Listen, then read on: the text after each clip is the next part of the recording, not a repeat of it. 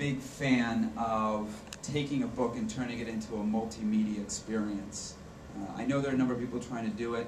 I've never been a fan of that with music either. You know, you can buy these, you know, super CD, DVD things, and there's, you know, videos and all this other stuff, and I've never really personally been interested in that.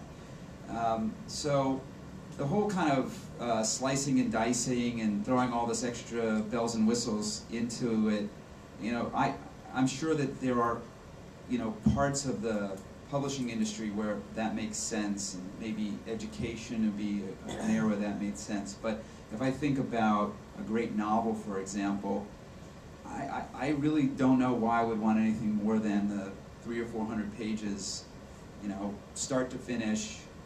You know, that's what I want. Now, the one thing that might be interesting to me in novels is to pay $3 for the first chapter or 2 or 3, and then if I like it, you know, I pay the extra $25, and I get the rest of the chapters in ebook form, and I also get the hardback copy as well, or something like that, so that, because I think we've all had the experience of buying a book and not being able to get through the first 2 or 3 chapters, and then that's not a great experience for anybody. Curious is your philosophy on privacy. I mean, from my perspective, you've probably got a fairly liberal view of that. And then, so more generally, is the onus on the individual to protect that, or is there an obligation on the provider? We've all heard about Facebook struggles over the last couple of weeks, months, about that. So the question is about privacy, online privacy.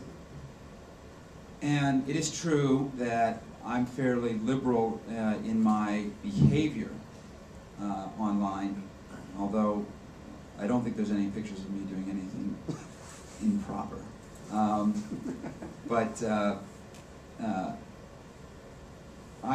I actually do think privacy is a very important issue online, and I have come to appreciate the value of having private places where just my family could share information, or I could share information with a few select friends.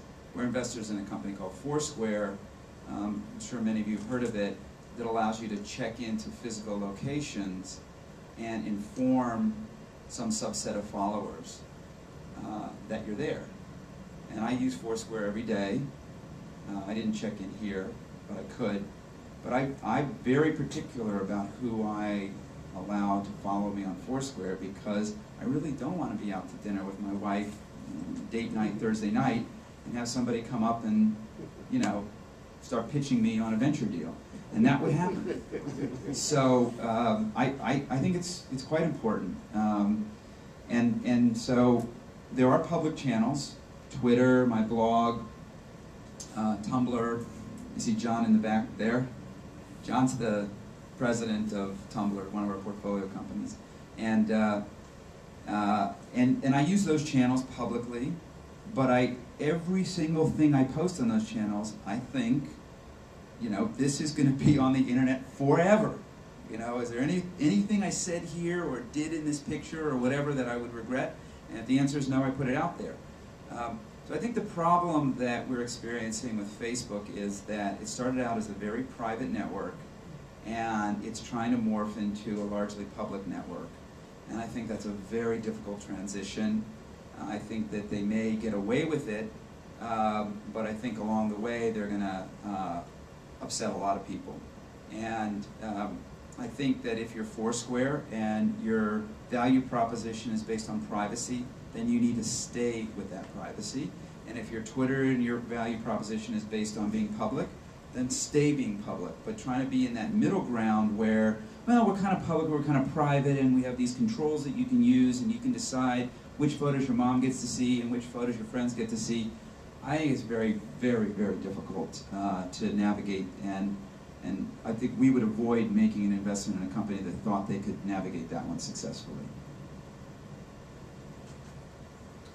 Just a general question, a little bit off what we've been talking about, with clearly orders of magnitude more content either available now or about to be available. do you foresee, and this isn't necessarily just wireless, but do you foresee the need for some kind of public investment in dark fiber or middle mile projects where the private companies aren't going to invest to wire with the bandwidth necessary the entire country? The question is about infrastructure and broadband infrastructure specifically, and what are we going to do to build out the required infrastructure we need to meet all the demand that's coming. So I don't think the government should, I personally don't think the government should build out, a 50-state, countrywide dark fiber network and provide all the broadband infrastructure to all of us. I just don't think that that's the right way to go about solving the problem. I do think we need some regulatory reform around internet access to both make it attractive for the people who are building out the dark fiber, and also to make sure that it's still an attractive network for people to build applications on top of. And that's a very tricky balance to try to craft, and it will be hard to do. But I think the big promise is actually in wireless. So if we could get back all the wireless spectrum that we've given to the radio and television industry, which they're not going to need in 5 or 10 years because we're going to be getting all our radio and television over the internet. And if we took that spectrum and deregulated it, like we've deregulated the Wi-Fi spectrum so that anybody could operate in that spectrum and build services, wireless services in that spectrum, I think the innovation that would unleash, and that's really high quality spectrum, we could see broadband wireless connection to the home and office that would be hyper competitive and very cost effective, and speeds that are in advance of what most of us are getting today in our home and our offices. So I think that it's just too expensive to dig up streets and lay fiber and copper and coax, and I think wireless is probably the long-term answer. If you were working at a publishing house and you were an editor, or marketer, or PR, not been very active in social media, but think you probably should, what advice do you have for people to kind of start in this world, or what's the value of it to them? So the question from Susan is, if you were in this industry and you wanted to become more active on social media and you weren't, what would be a good way to get started? Is it basically? And the value of it. And what's the value of it? So I think the value is that it's a marketing channel. I hate to use the word marketing because it sounds a little crass, but it's a way for you to get either your if you're an author, to get your work in front of more people, or if you're in PR or you're an agent, it's a way for you to get your clients in front of more people. And if you're a publisher, it's the way to get your projects in front of more people. The way I would go about doing it is, I think that you need both you need a presence on the web that you control and you own. Let's use an author for an example, because I think it's maybe the easiest one to talk about.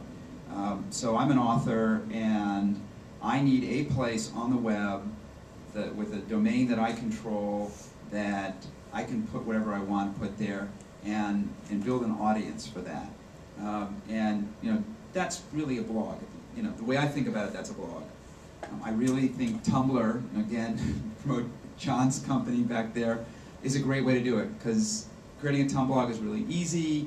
You can post something every day. It could just be a picture, it could be a quote from a magazine you read or whatever, and it's a way to build an audience. And then I would use Facebook and Twitter as a way to both build followers in those systems and send them to your sort of domain where where you sort of house your online presence. So that's what I do.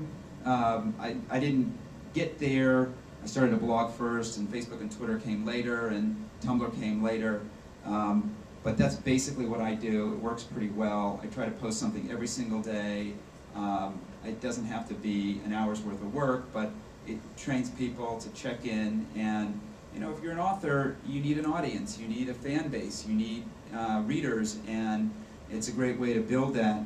I know a number of authors who have built fan bases in social media and then have had subsequent, you know, really successful books, and I think that they were, in some measure, helped a lot by their fan bases. So that's, and you can use essentially the same technique if you're an agent or a publicist or a publisher.